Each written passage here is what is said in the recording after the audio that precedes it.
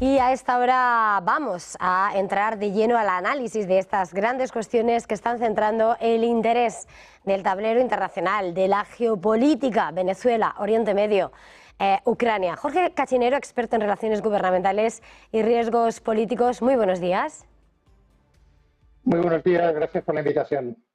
Gracias a usted por acompañarnos esta mañana en la que estamos viendo cómo, de nuevo, de última hora, la cuestión en Oriente Medio vuelve a despertar gran atención. La propia Meloni desde China mostrando la preocupación y ahora con esa información de cómo Estados Unidos estaría liderando toda una cruzada diplomática para impedir una guerra abierta entre Israel y Hezbollah. Quería preguntarle, en medio de lo que está siendo la promesa de Netanyahu y lo que ha sido ese daño al corazón en los altos del Golán, ¿qué podemos esperar de la respuesta israelí?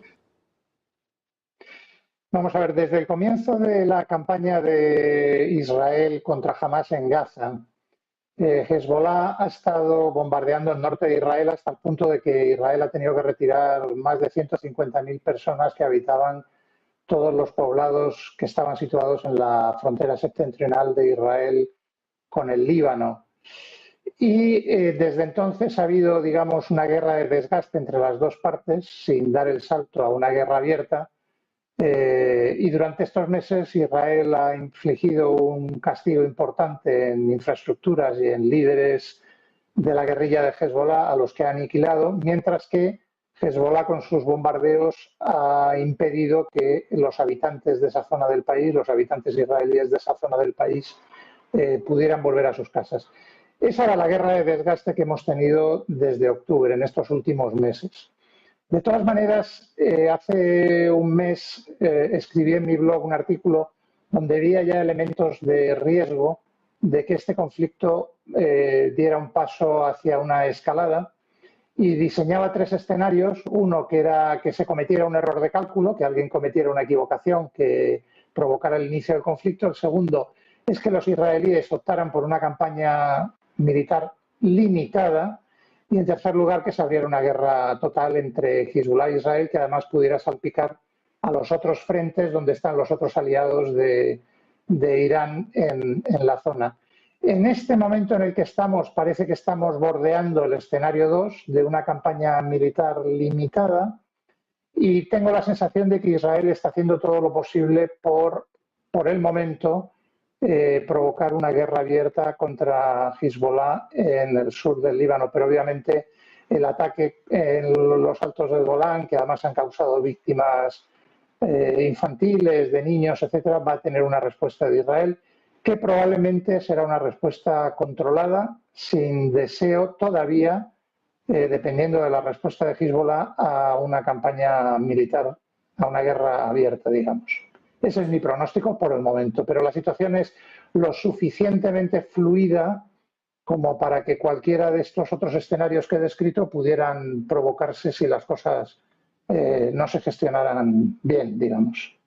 En medio de ese discurso de promesa seria, severa de respuesta, está contemplando ese segundo escenario, el de una respuesta militar limitada, no el de guerra total. Y de alguna manera también por parte del Líbano ha dicho que están trabajando para evitar una guerra abierta entre Hezbollah y de Israel, que evidentemente tendría lugar en ese suelo también de Líbano. Y de alguna manera llega después de haber visto cómo también la respuesta en lo que fue hace un par de meses entre Israel e Irán también se cuestionaba, ¿no? En plan de, bueno, pues esta es una respuesta o ha sido un acercamiento de respuesta o han sido fuegos artificiales. Realmente, pese a las tensiones, ¿deberíamos dar por hecho que nadie quiere una escalada regional? Bueno, yo creo que en el caso de los países árabes seguro que no quieren una escalada regional. Y esta es parte de la hipocresía del conflicto en Gaza, cómo se está viviendo en los países árabes. Porque por un lado, sus gobiernos y sus dirigentes desde octubre están haciendo declaraciones inflamatorias contra Israel y en defensa de la supuesta causa palestina, no solo en algunos países árabes, sino también en Turquía y en Irán. Pero a la hora de la verdad, ninguno de ellos quiere hacer nada práctico para ayudar a resolver el problema palestino del que ellos se quejan. Por ejemplo, Egipto, que tiene un acuerdo de paz con Israel desde el año 79. Egipto y el gobierno de Egipto hace declaraciones públicas contra Israel por lo que está pasando en Gaza, pero cuando los emisarios estadounidenses o de Israel le sugieren a Egipto que se haga cargo y reciba 2 millones de refugiados palestinos gazatíes en el Sinaí, los egipcios no quieren oír hablar de esto, porque el actual gobierno de Egipto, presidido por el exgeneral El Sisi, sabe lo que es derrotar al islamismo radical en Egipto, que se hizo con el poder en 2012, y tuvo que dar un golpe de Estado para echar a los hermanos musulmanes. En el caso de Jordania es lo mismo. Tratado de paz con Israel desde el año 94, y todas las aproximaciones que se están haciendo a Jordania, más allá de las declaraciones públicas que su gobierno hace contra el sufrimiento de los palestinos para que dé entrada a refugiados palestinos en su país, son rechazados de plano. ¿Por qué? Porque en los años 60 el rey Hussein de Jordania acogió, después de la Guerra de los 6 días del 67, al liderazgo de la OLP y del Frente Popular de Liberación de Palestina en Jordania, al ser derrotados los países árabes contra Israel en aquella guerra, y en unos meses Yasser Arafat organizó un golpe de Estado contra el rey Hussein y los invitados quisieron quedarse con el país del anfitrión. Intentaron asesinar al rey Hussein 3 veces y finalmente en el famoso Septiembre Negro, que se llamó, de 1970, las Fuerzas Armadas de Jordania aniquilaron al liderazgo palestino, tanto de la OLP como del Frente Popular de Liberación de Palestina, y expulsaron a Arafat de Jordania hacia el Líbano porque no querían saber nada de ellos. Lo mismo en Líbano, que el gobierno del Líbano, aunque tiene que convivir en un gobierno de coalición con Hezbollah, lo último que quiere es una guerra abierta contra Israel. Por lo tanto, en corto a su pregunta, sí, hay muchos actores regionales, incluido Israel, y también actores internacionales, China, Rusia y Estados Unidos, que no quieren una escalada en el conflicto del Próximo Oriente y todos están haciendo lo posible por evitarlo, aunque en la vida los accidentes ocurren y eso no hay que olvidar. Estaba señalando de alguna manera esos accidentes también, ¿no? Cuando señalaba en su blog lo que podrían ser los errores de cálculo. En este escenario estaba señalando de alguna manera lo que es el posicionamiento de los países árabes, pero mirando por parte del gobierno israelí y la figura de Netanyahu, que además está rodeado por otros problemas personales, en el momento que caiga ese gobierno de guerra, no parece que a nivel personal el conflicto vaya en contra de lo que sin lugar le espera con la justicia después. No sé si precisamente la propia figura de Netanyahu eleva el riesgo a una escalada pese a los distintos actores. Bueno, fuera de Israel tendemos a juzgar equivocadamente lo que ocurre dentro de Israel porque solemos aplicarle los mismos paradigmas políticos con los que solemos convivir en los países occidentales, izquierda, derecha, cuando las claves de separación de la política en Israel son mucho más complejas porque aparte de las posiciones, digamos, ideológicas más a la derecha o más a la izquierda, hay fracturas que tienen que ver con el judaísmo de origen centroeuropeo askenazi y el judaísmo sefardí, está la quiebra entre los judíos religiosos y los que no son religiosos, está la quiebra de los partidarios de la paz y el entendimiento con los palestinos y los partidarios de la creación del Gran Israel. Por lo tanto, y además todas estas líneas de quiebra política se entrecruzan entre ellos y además a ellos se han unido en los últimos años pues, hechos como que Israel tenga una población de casi 2 millones de habitantes de origen ruso que han venido de la antigua Unión Soviética, judío-ruso, digamos, ¿no? Por lo tanto, en la política interna israelí es más difícil de escrutar utilizando los parámetros tradicionales con los que a veces nosotros de forma perezosa solemos ver la política de nuestros países, la izquierda y la derecha. No es tan sencillo. Lo que sí es fundamental, y en eso todos los partidos suelen estar de acuerdo, desde la creación del Estado de Israel, es que Israel depende de sí misma para garantizar la seguridad y la existencia del Estado de Israel. Después de la experiencia del Holocausto, el Estado de Israel se creó y los israelíes decidieron en aquel momento que no iban a delegar en nadie lo que tuviera que ver con la seguridad de la existencia de una entidad, de un Estado judío como es el Estado de Israel. Y para eso hay tres claves, como lo formuló Ben-Gurión, que fue el primer ministro de Israel y su primer ministro de Defensa, que son la alerta, la disuasión y la victoria sin contestación ante sus enemigos. Entonces, esos tres principios, es decir, el saber qué va a pasar, el convencer a los enemigos que no deben atreverse de atacar a Israel, que es la disuasión, y la victoria sin contemplaciones, en el caso de que haya algún conflicto, vale por igual para un gobierno de Netanyahu que para un gobierno de otro partido político. Y no olvidemos que en este momento en el gabinete de guerra, que es adjunto al gobierno de Israel, están representados todos los partidos políticos. Por lo tanto, creo que el futuro político de Netanyahu es algo que se resolverá, para bien o para mal, para sus intereses personales y los de su partido, una vez que baje la tensión del actual conflicto en el Próximo Oriente. Mientras tanto, ni la alerta, ni la disuasión, ni la victoria decisiva o sin contemplaciones que forman parte del corazón de la estrategia de seguridad nacional de Israel van a ser cuestionadas por razones políticas.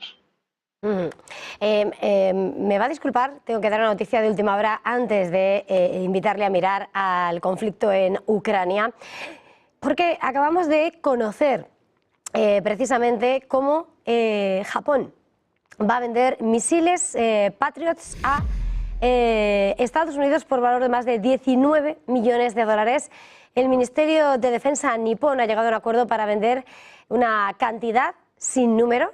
no se ha revelado, de misiles Patriot de fabricación local a Estados Unidos por valor de 19,4 millones de dólares para contribuir a reponer sus reservas mermadas por su apoyo a Ucrania. El acuerdo que los medios nipones ya habían adelantado hace meses se ha conocido en el marco de una visita del secretario de Defensa estadounidense Lloyd Austin a Japón y supondrá la primera transferencia de armamento por parte del país asiático desde que flexibilizara su normativa de exportación de equipos de defensa. La revisión acometida en 2023 alivia las restricciones hasta entonces vigentes sobre los envíos de armas, permitiendo a Japón exportar equipos fabricados en el país bajo licencia de una empresa extranjera al país donde tiene sede el propietario de la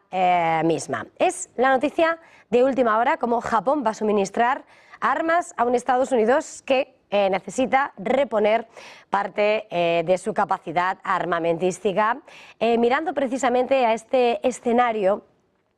Jorge, quería preguntarle precisamente, porque es un momento en el que sí hemos escuchado de manera constante a las autoridades europeas la necesidad de elevar su gasto en defensa por su capacidad armamentística, pero también donde hemos visto el cuestionamiento al apoyo en Ucrania dentro de Estados Unidos precisamente por eso, por hasta dónde puede llegar, y en un momento en el que además el tiempo corre para la posible llegada o no de Trump a la Casa Blanca. No sé, a estas alturas del conflicto y en medio de las necesidades armamentísticas, ¿cómo puede afectar a la evolución del mismo? Bueno, vamos a ver, la realidad del conflicto es que Ucrania, además hace muchos meses, especialmente después de que fracasara su cacareada ofensiva de verano del año pasado, Ucrania está militarmente derrotada en el frente de combate. De hecho, las líneas del este se están deshaciendo ahora a mucha velocidad.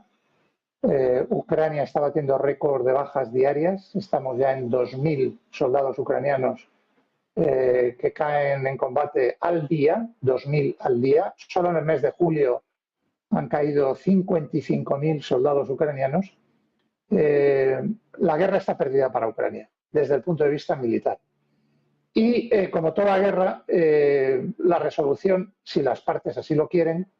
tendrá que hacerse en una mesa de negociación del final del conflicto.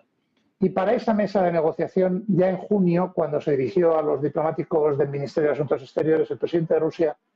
dejó muy claro que los dos temas de los que hay que hablar, que cada vez es menos negociar, sino aceptar las condiciones del vencedor que va a ser Rusia, las dos cosas de las que hay que hablar son, uno, la neutralidad de Ucrania, es decir, una Ucrania que no sea ni miembro de la OTAN ni miembro de la Unión Europea. Y por cierto, esto es algo que lleva diciendo Rusia desde antes del comienzo de la guerra en Ucrania. Y en segundo lugar, hay que hablar de las disputas territoriales existentes actualmente después de que Rusia, con los referéndums que hizo a final de 2022 en las 4 regiones orientales de Ucrania, se han unido a la Federación de Rusia. Ya es Rusia. Sus habitantes tienen hoy pasaportes rusos en Donetsk, en Lugansk, en Zaporozhye y en Gerson.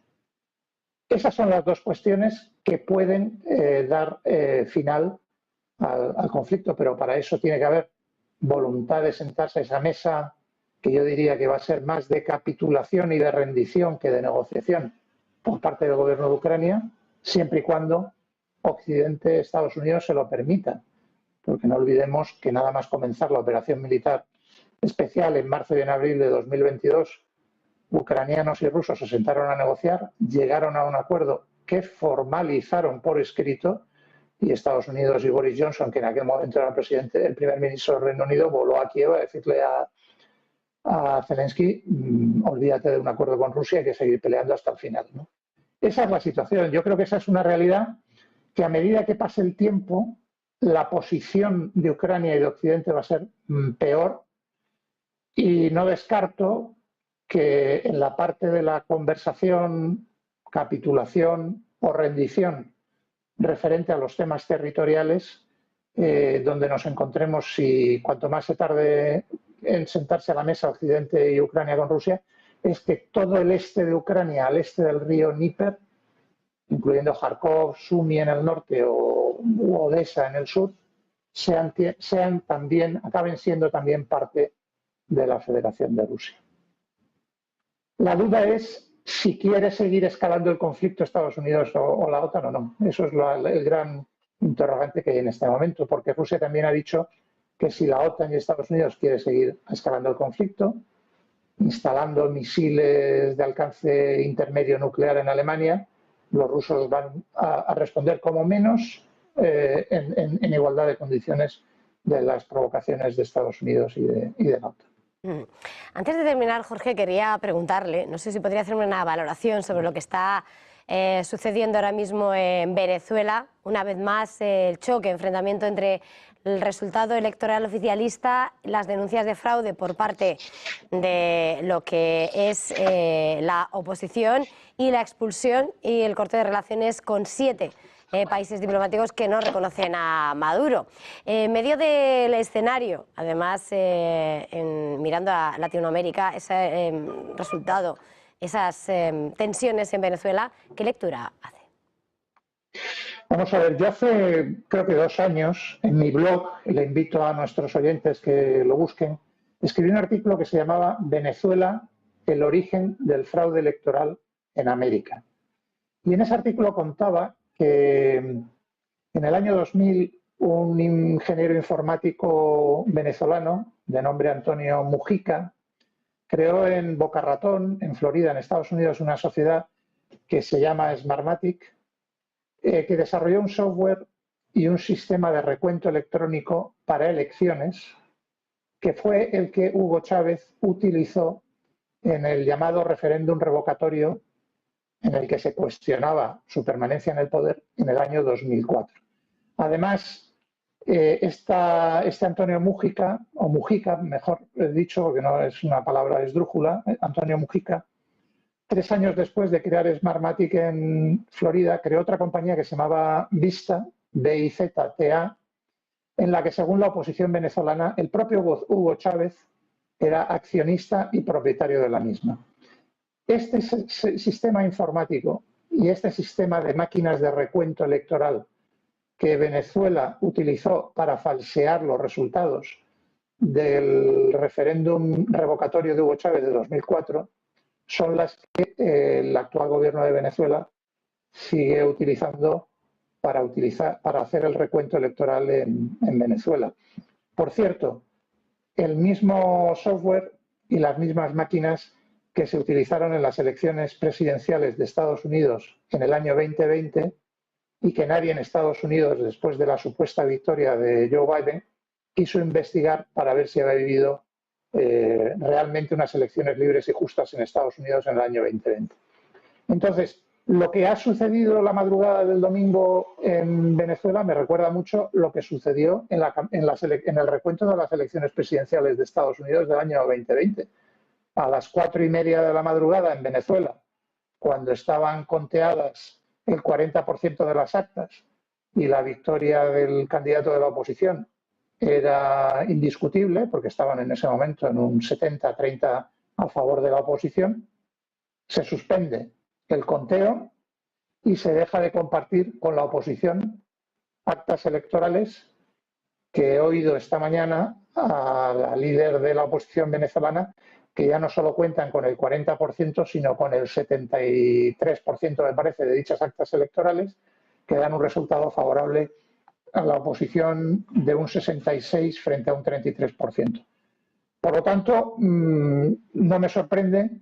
porque Venezuela ha sido donde se generó tecnológicamente las capacidades para trampear elecciones mediante conteo electrónico y máquinas de voto, que Estados Unidos las utilizó en 2020